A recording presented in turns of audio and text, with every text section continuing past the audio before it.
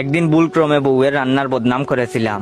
এরপর থেকে সে আমাকে দিয়ে রান্না করায়। বিছানা করতে এত সময় লাগে বলার কারণে এখন আমি নিয়মিত বিছানা করি। সে এসে শুধু ঘুমায়। এখন আমি খুব সতর্ক, কত বেশ হিসাব করে বলি। সে কিছুতে ভুল করলে অপেক্ষা করি নিজে থেকে ভুল স্বীকার করেছে কিনা।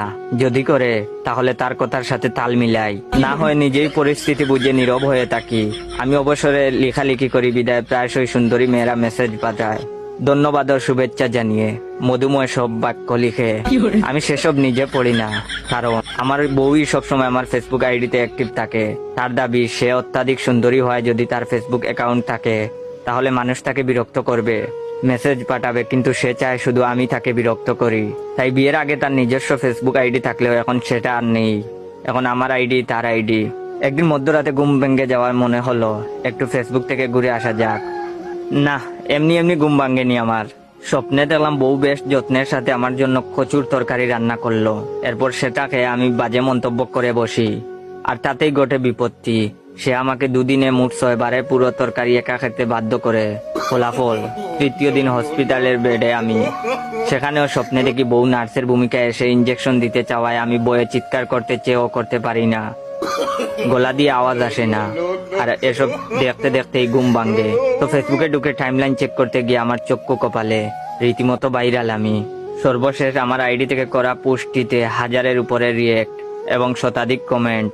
পোস্টটি হুবহু তুলে ধরা হলো, রেড নোটিশ। আমি লেখকের বউ কইতাছি, আর যদি কোনো সেমরি আমার জামাইরে লুতুপুতু টাইপের মেসেজ দিবা তাইলে কইলাম বাড়িতে আইসা পিডামু।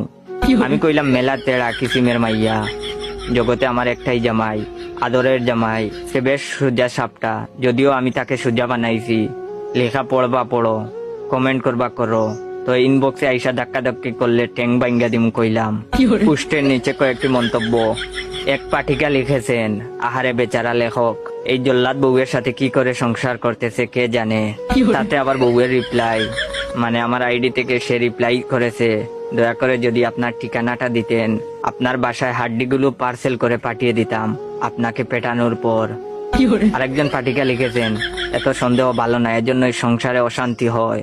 তাতে বউয়ের রিপ্লাই, আরে বিয়া তো হয় নাই, এখনো সিঙ্গেল তাকে আগে মিঙ্গেল হও, পরে বুঝবা নিজের জামাইয়ের পর মাইয়া মানছে মেসেজ পাঠাইলে কেমন লাগে। আমার এক বন্ধু তাতে মন্তব্য করেছে, আহারে আমার বন্ধুর জীবনে এত অশান্তি, অথচ আমরাই কিছু জানি না। এটা হচ্ছে ভিডিওর প্রথম পার্ট। দ্বিতীয় পার্ট চাইলে বেশি বেশি করে আমার এই ভিডিওতে like, comment, share, copy link করবেন। ধন্যবাদ।